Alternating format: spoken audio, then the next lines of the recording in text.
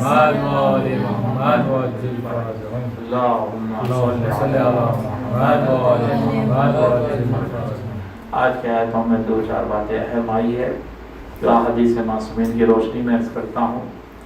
ماں باپ کی اطاعت اور ماں باپ کے مال خرچ کرنے کی بات آئی تو رسالت مآب جناب محمد مصطفیٰ صلی اللہ علیہ وسلم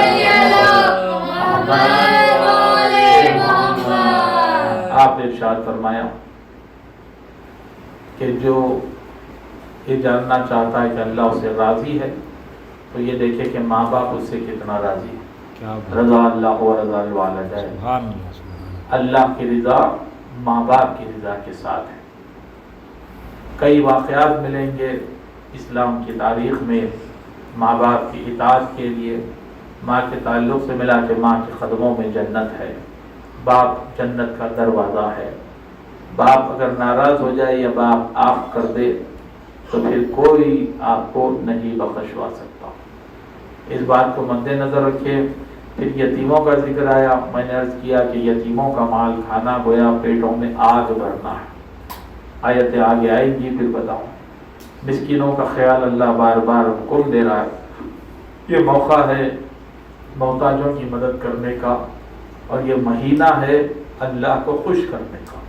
یہ آپ لوگوں کے لیے بہترین موقع ہے۔ سب سے پہلے ہر بات میں اپنے آپ کو کہتا ہوں پھر آپ سے عرض کرتا ہوں۔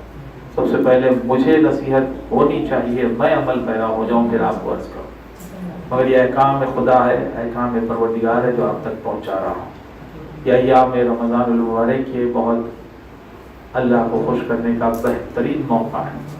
ہم ان باتوں پہ عمل کریں، ماں باپ کی دعاؤں کے ساتھ زندگی کی شروعات کریں۔ اگر ماں باپ زندہ ہیں تو ان کی خدمت کریں، اور اگر ماں باپ دنیا سے گزر گئے تو ان کے لیے ایصال ثواب کا اہتمام کرے، ان کے نام سے کسی غریب کو کھانا کھلائے، ان کی قضاء عمری کی نمازیں بجا لائے، ان کے لیے اس ماہ میں قرآن حکیم کی تلاوت کر کے مکمل قرآن کا انہیں ثواب پہنچائے، ان کے نام سے کسی غریبوں کو، مسکینوں کو، محتاجوں کو کپڑا پہنائے، تاکہ ان کی روح کو جب یہ ثواب ملے گا تو یقیناً وہ اللہ کے قریب ہیں اور وہ تمہارے حق میں، ہمارے حق میں دعا کریں کہ یا اللہ یہ میری اولاد ہے جو میرے لیے مرنے کے بعد بھی جب ہم ان کے سامنے نہیں ہے تب بھی وہ ہمارا خیال رکھ رہے ہیں، آج بھی ہمارے پر خرچ کرتے ہیں، اللہ ان کے رزق میں برکت عطا کر۔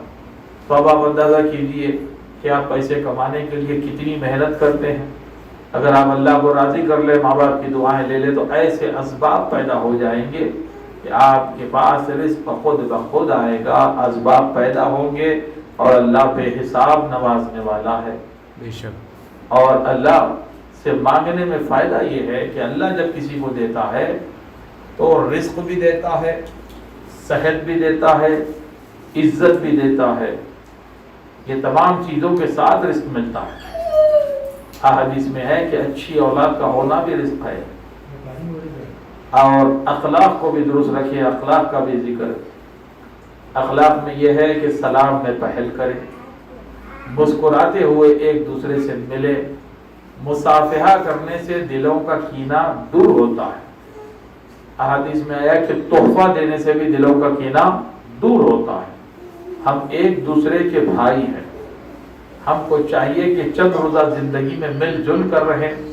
اور ایک فساد فتنے کا ذکر آیا جو بہت بڑا، جو اس کا شدت بھی بتائی گئی کہ قتل سے بڑھ کے گناہ ہے فتنہ پرواز۔ یہ جو فتنہ کرتے ہیں نا لوگ، فتنہ و فساد کرتے ہیں، کسی کی کوئی بات نکل گئی اس کو ایشو بنا دیا، کسی کی کوئی حرکت دیکھ لی اسے ایشو بنا دیا، کسی کے جو ہے ایسے عیب دیکھے اور اس عیوب کو ظاہر کرنا شروع کر دیا اور فساد کرنا شروع کر دیا۔ حالانکہ آپ جانتے ہیں کہ وہ جان بوجھ کر نہیں کیا، اگر جان بوجھ کے کیا ہے تو وہ بات الگ ہے، جب اللہ کی راہ میں، اہل بیت کی راہ میں کوئی بات آئے تو وہ الگ بات۔ مگر دنیاوی اعتبار سے حسد کی بنیاد پہ شر کرنا، فساد کرنا، غیبت کرنا، تہمت لگانا، کسی کو پھنسانا، یہ فتنہ پھیلانا قتل سے بڑا گناہ ہے۔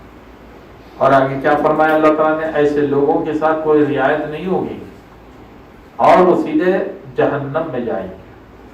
تو ان باتوں کو مد نظر رکھتے ہوئے ہم کو چاہیے کہ ماہ رمضان المبارک میں اپنے اخلاق کو درست کر لے، اپنے ماں باپ کو راضی کر لے، اپنے رزق میں اضافہ کر لے۔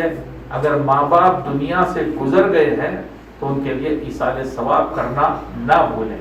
نہیں معلوم آئندہ رمضان میں میں رہوں یا نہ رہوں، یا ہم میں سے کون رہے گا کون نہیں رہے گا، کسی کو پتہ نہیں۔ تو ہم کو چاہیے کہ ہم ہر دن کو آخری دن سمجھ کے عمل کریں۔ یہ بولنے والی باتیں نہیں ہیں، ابھی بہت شدید حالات خراب ہو چکے ہیں، اب گناہ گاروں کی سزائیں سامنے موجود ہے۔ پہلے بہت موقع مل چکا تھا، اب نہیں ہے موقع، اب بھی وقت ہے۔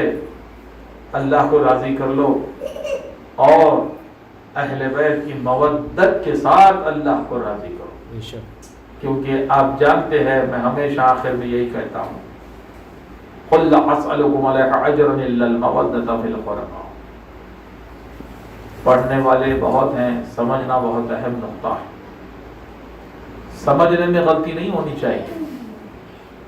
کیوں؟ کیا کہہ رہا ہے اللہ تعالیٰ؟ محنت رسالت کے معاوضے میں اہل بیت سے مودت کرو، شدت سے چاہو۔ تو اجر رسالت کیا قرار پایا؟ اہل بیت کی مودت۔ اور اگر جو بھی عمل آپ انجام دو گے، جو بھی عمل آپ انجام دو گے، اس عمل کے ساتھ اگر مودت نہیں ہے، اجرت آپ نے ادا نہیں کی، تو گیا وہ آپ کا عمل ضائع ہو جائے گا۔ جس کی ایک مثال دے کر پھر آپ کی حق میں دعا کرتا ہوں۔ ان ایام میں آپ رمضان میں کھجوریں خریدتے ہیں، اگر آپ کھجور لیں گے افطار کے لیے اور اس کی اجرت نہیں دیں گے اور افطار کر لیں گے، جان بوجھ کر اجرت ادا نہیں کی اور افطار کر لیا، تو کیا آپ کا افطار کرنا، ہمارا افطار کرنا قبول ہوگا اللہ کی بارگاہ؟ تو بس یہ بات کو مد نظر رکھیں کہ اجرت ادا کرے۔ میرے رسول رحمت العالمین، خاتم الانبیاء، امام الانبیاء، شافع محشر، ساقی کوثر، مدثر، ہماری جان قربان ہو جائے رسول اکرم پر سے، ہم ان سے، ان کی اولاد سے بے انتہا محبت کریں اور ان کی محبت میں ہم ہر وہ عمل کریں جس سے وہ خوش ہو جائے اور ان کے دشمنوں سے نفرت کریں۔ یہ وہ رسول ہے کہ ایک آیت ایسی بھی ملے گی آپ کو، آگے آئے گی، میں بتاؤں گا کہ تم جہنم کے گڑھے کے قریب ٹھہرے تھے، میرے رسول نے تمہیں جنت کی طرف کھینچ لایا۔ کتنا بڑا احسان ہے ہمارے رسول اللہ، اور ہم اسی رسول کی یاد نہیں کرتے، اسی رسول کا ذکر نہیں کریں گے، اسی رسول کی اولاد کا ذکر نہیں کریں گے، جبکہ ہم درود و سلام بھیج رہے ہیں اللہ تعالیٰ رسول پر، ان کی آل مبارک پر۔ یہ عظمت ہے۔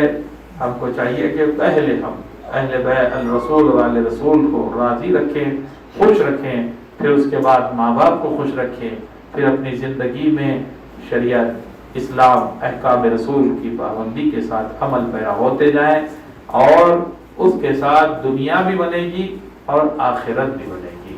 صلوات بر محمد و آل محمد۔ اللهم صل على محمد وعلى